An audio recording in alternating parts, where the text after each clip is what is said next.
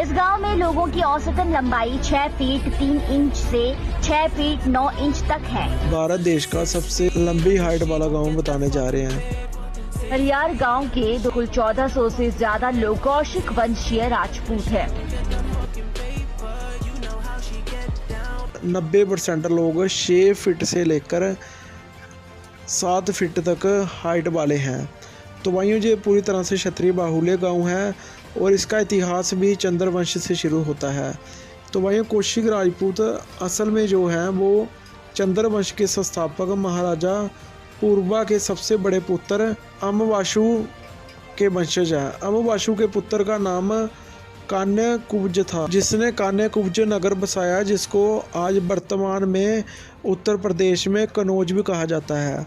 कि आगे पीढ़ी से राजा कुश का जन्म हुआ, जिसके नाम से इस वंश का नाम कौशिक पड़ा। तो वहीं आगे जाकर उनके पुत्र का नाम था कुशनाभ। उसके आगे एक और बेटा हुआ जिसका नाम रखा गया महाराजा गादी। महाराजा गादी ने ही गादीपुर शहर को बसाया, जिसको आज उत्तर प्रदेश में गाजीपुर के नाम से भी जाना जाता है।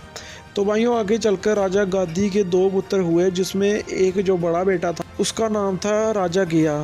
राजा गिया के नाम से ही बिहार का गिया शहर का नाम पड़ा। और जो दूसरा पुत्र था उसका नाम था विश्वामित्र। तो वहीं ये ऋषि बन गए, जो कि ब्राह्मण कन्या से शादी कर ली और इनके जो वंशज थे वो कौशिक ब्राह्मण कहलाए।